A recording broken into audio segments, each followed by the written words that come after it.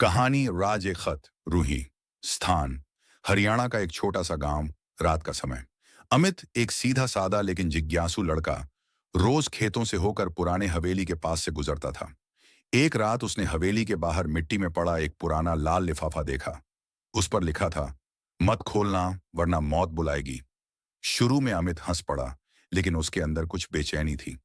उसने वह लिफाफा उठाया और घर ले आया। आधी रात को जब सब सो रहे थे, उसने लिफाफा खोला। अंदर से एक पुरानी तस्वीर गिरी, एक लड़की की, जिसका नाम था रूही। रूही वही थी जो गांव से 10 साल पहले अचानक गायब हो गई थी।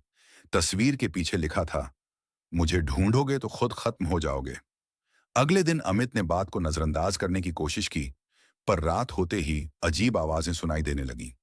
घर के दरवाजे अपने आप खुलने लगे और आधी रात को एक कागज उसके बिस्तर पर गिरा। पीछे मत मुड़ना, वरना जो हुआ फिर होगा। अमित के दिल में डर था, लेकिन सच जानने की जिद भी। वह गांव के पुराने स्कूल के रिकॉर्ड्स देखने गया। पता चला, रूही गांव के एक टीचर की बेटी थी। उस हवेली में रहती थी।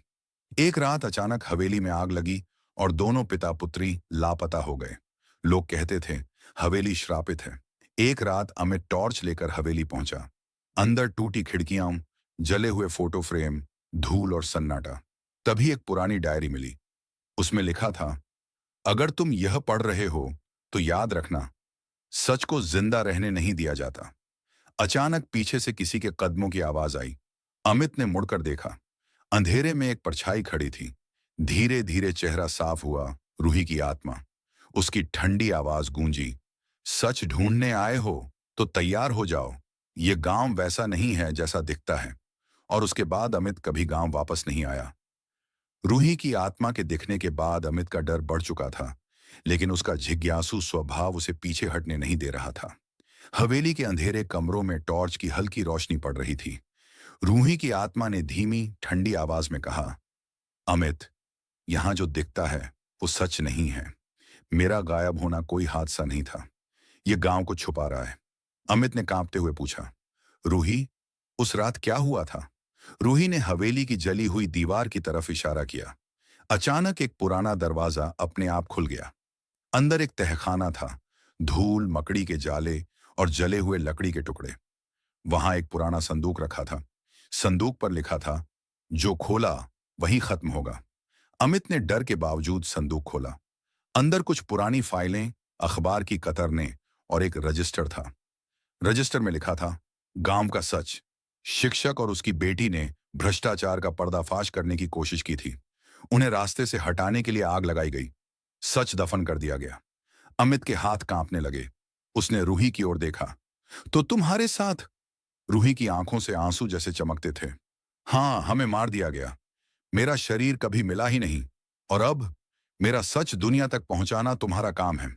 अचानक हवेली के बाहर से आवाजें आने लगी, जैसे कोई आ रहा हो। रूही की आवाज तेज हो गई, अमित, यहां से निकल जाओ। ये लोग आज भी जिंदा हैं और सच सुनने नहीं देंगे। भागो, वरना अगला नाम तुम्हारा होगा। अमित ने फाइलें उठाई और बाहर की ओर दौड़ा। पीछे मुड़कर देखा तो हवेली की खिड़कियों में एक परछाई खड़ी थी, रूही की। आखिरी आवाज जो अमित ने सुनी, मेरा सच सबके सामने लाना। और उस रात से अमित के पीछे किसी के कदमों की आहट हमेशा रहने लगी।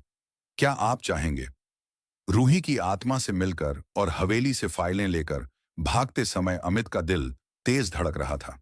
हर कदम पर लगता था कोई उसका पीछा कर रहा है। हवेली के पुराने दरवाजे की चरमराहट, गांव की वीरान सड़कों का सन्नाटा, सब कुछ डरावना था। घर पहुंचते ही उसने फाइलें खोली। उनमें गांव के भ्रष्ट सरपंच, कुछ सरकारी अफसरों और हवेली की जमीन से जुड़े बड़े घोटाले के सबूत थे।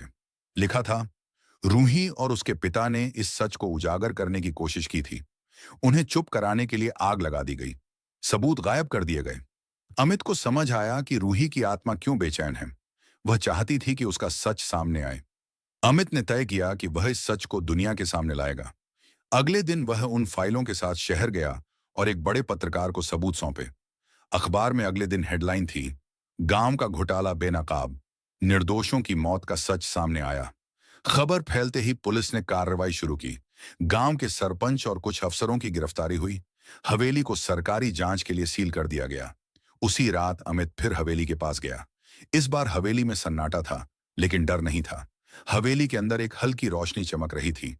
अचानक सामने रूही की आत्मा फिर दिखी, पर इस बार उसके चेहरे पर शांति थी। उसने मुस्कुराते हुए कहा, धन्यवाद अमित, मेरा सच अब दुनिया के सामने है। अब मैं मुक्त हूं। और धीरे धीरे उसकी परछाई फीकी पड़ने लगी। हवेली का माहौल बदल गया।